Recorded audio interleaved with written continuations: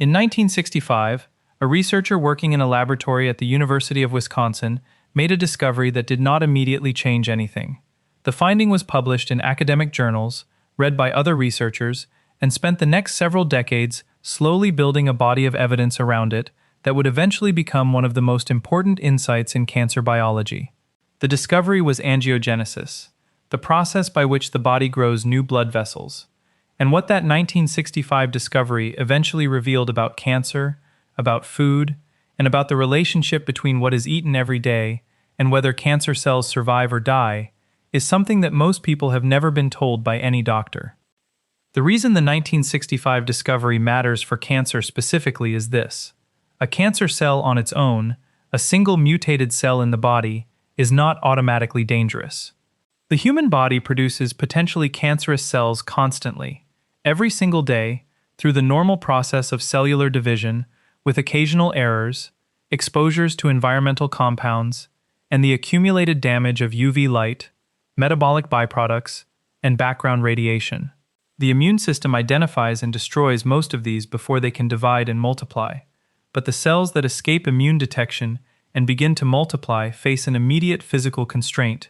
A small cluster of cancer cells, once it reaches roughly 1 to 2 millimeters in size, cannot grow any further without developing its own dedicated blood supply. It cannot receive enough oxygen and nutrients from the surrounding tissue to sustain continued division. Without blood vessels reaching it, the tumor stays dormant, contained, unable to become dangerous. The moment blood vessels reach it, everything changes. The same laboratory that discovered angiogenesis found that the moment blood vessels make contact with a tumor, that tumor can grow 16,000 times its original size in as little as 2 weeks. 16,000 times. The blood vessel is the trigger. Cut off the blood vessel, and the cancer stays contained. Allow the blood vessel to form, and the cancer explodes. What Dr. William Lee and his team discovered in the decades after the original 1965 finding is that specific compounds found in ordinary foods have the ability to inhibit the process of angiogenesis, to cut off the blood supply forming around tumors before those tumors can reach the stage where they become clinically dangerous.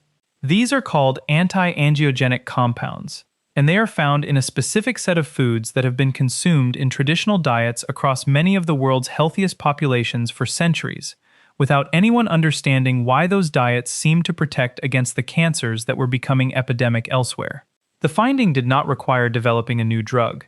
It required understanding why certain foods were doing something that the body's own cancer defense mechanisms were already trying to do. The specific foods with documented anti-angiogenic properties span a range that makes them accessible to most people, regardless of budget or dietary preference. Tomatoes, and specifically cooked tomatoes consumed with olive oil, carry lycopene and other compounds that inhibit the signaling pathways tumors use to recruit blood vessel growth. Soybeans and soy-based products carry isoflavones that have demonstrated anti-angiogenic effects across multiple laboratory and clinical settings. Green tea, specifically the catechin compounds concentrated in properly brewed green tea, has been shown to inhibit the vascular endothelial growth factor that tumors rely on to stimulate new blood vessel formation. Oily fish carrying omega-3 fatty acids reduce pro-angiogenic inflammatory signaling throughout the body, making the internal environment less hospitable to the blood vessel recruitment that tumors require. Berries, raspberries, blueberries, strawberries, blackberries, and red grapes carry anthocyanins and resveratrol that have demonstrated anti-angiogenic effects in peer-reviewed research. And cruciferous vegetables, broccoli, cauliflower, kale, and bok choy, carry compounds including sulforaphane and indole-3-carbinol that have been studied specifically for their ability to interrupt angiogenic signaling. None of this is a cure for cancer. Dr. Lee is emphatic about this distinction, and it is worth being equally emphatic here. Food does not replace cancer treatment. The evidence behind these compounds shows that they can tip odds in a favorable direction, that they can support the body's own anti-cancer defense systems working alongside medical treatment rather than instead of it, and that people with cancer who eat these foods alongside treatment consistently show better outcomes in the research than those who do not. A study of 826 people with stage 3 colon cancer, advanced cancer, undergoing standard treatment, found that those who consumed 2 servings of tree nuts per week had a 57% improvement in survival compared to those who did not. Same treatment, same disease stage. The food made a measurable difference to whether people lived or died. That is not a wellness blog finding. That is published in peer-reviewed oncology literature. It is simply not the kind of finding that gets communicated from oncologist to patient with the frequency or emphasis it deserves. The second mechanism by which food intervenes in cancer biology involves something called cancer stem cells.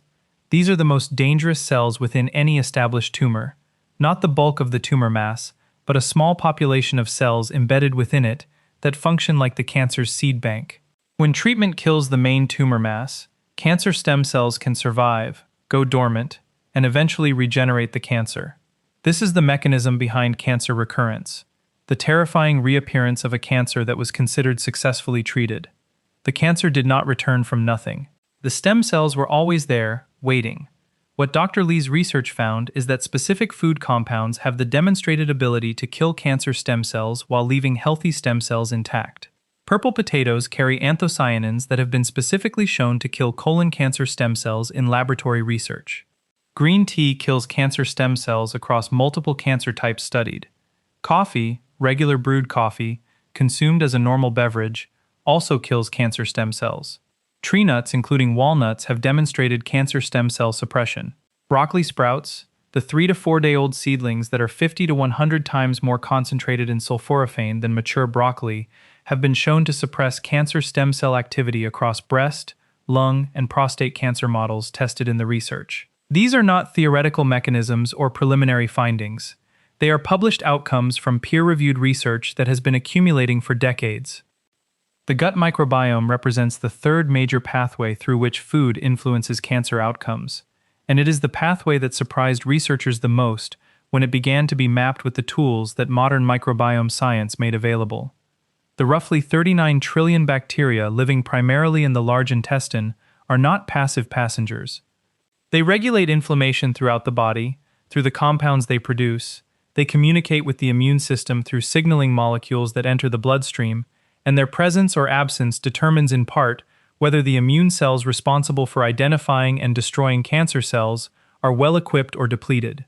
A study of 249 cancer patients all receiving immunotherapy, a treatment that works by activating the patient's own immune system to attack cancer cells, found that the patients who did not respond to treatment were consistently lacking a specific beneficial gut bacteria called Akkermansia mucinifila. The bacteria were absent. The immune system could not be adequately activated. The treatment failed. The patients who had Akkermansia present responded to the same treatment at dramatically different rates.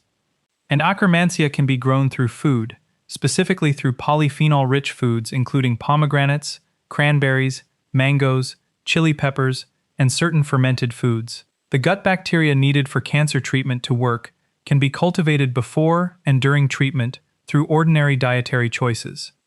The fourth mechanism connects back to the DNA repair system discussed in previous videos. DNA repair enzymes identify and correct mutations in the genome before they propagate into the cancerous patterns that eventually produce a tumor. These enzymes depend on specific cofactors and signaling molecules to function at full capacity, and several of those molecules are supplied through food rather than synthesized internally in sufficient quantities. Sulforaphane from broccoli activates the NRF2 pathway, which upregulates DNA repair enzymes across the entire body. Folate from leafy greens and legumes provides the methyl groups required for DNA methylation patterns that suppress oncogene activation. Vitamin C from berries and citrus supports the production of collagen that maintains the structural integrity of tissue, and at higher concentrations has demonstrated direct effects on cancer cell metabolism in laboratory settings. The compounds in food are not replacing the DNA repair system. They are providing the raw materials and activation signals that allow the system to run at the capacity it was designed to operate at, rather than at the diminished capacity that results from a nutrient-poor dietary environment. The immune dimension is the fifth pathway, and it is the one most people are familiar with in a general sense without understanding the specific mechanisms that food influences. Natural killer cells, immune cells specifically designed to identify and destroy abnormal cells, including cancerous ones, require adequate zinc, vitamin D, and several micronutrients that modern diets frequently fail to provide at sufficient levels. Blueberries have been specifically shown in peer-reviewed research to increase natural killer cell activity, which is the reason Dr. Lee lists them as one of the most practical immune-supporting foods for cancer patients. They are widely available, easy to consume in quantity, and the research behind their immune effects is among the most consistent in the functional food literature. Chili peppers similarly boost immune cell activity through capsaicin's effects on NK cell activation, and fermented foods including kimchi, sauerkraut, and full-fat yogurt directly introduce and sustain the beneficial gut bacterial populations that regulate the inflammatory environment in which the immune system operates. The 1965 discovery of angiogenesis took decades to translate into the understanding of how food intervenes in cancer biology that Dr. Lee's research represents. The reason it took so long is not that the science was unclear. It is that the translation of basic science findings into clinical practice and dietary guidance moves through institutional and professional channels that have their own pace, their own priorities, and their own barriers. Oncologists are trained to treat cancer with drugs, surgery, chemotherapy, targeted therapy, immunotherapy. Nutrition receives a week of dedicated training in most medical school curricula. The gap between what the research now shows about food and cancer and what most patients are told about food when they receive a cancer diagnosis is one of the most consequential information gaps in modern medicine. It is not malicious, it is structural, and it is slowly changing as the evidence accumulates, to a point where it can no longer be responsibly set aside. The practical translation of all of this is not a rigid protocol. It is a direction toward the kinds of whole foods that have been shown to support the body's own cancer defense systems, and away from the ultra-processed foods and carcinogens from improper cooking methods that undermine them. Tomatoes cooked in olive oil, green tea, berries, broccoli sprouts, tree nuts, oily fish, fermented foods, lentils, chickpeas, and beans that feed the gut bacteria that regulate inflammation and immune function. Foods that have been on traditional tables across the world's healthiest populations for centuries, doing the biological work that the 1965 discovery eventually helped science understand. If this changed how you think about the food on your plate and what it is doing inside your cells every single day, share it with someone who needs to hear it. Subscribe to Your Body Decoded. Next week, we go even deeper inside the biology of what your daily food choices are actually doing to your body.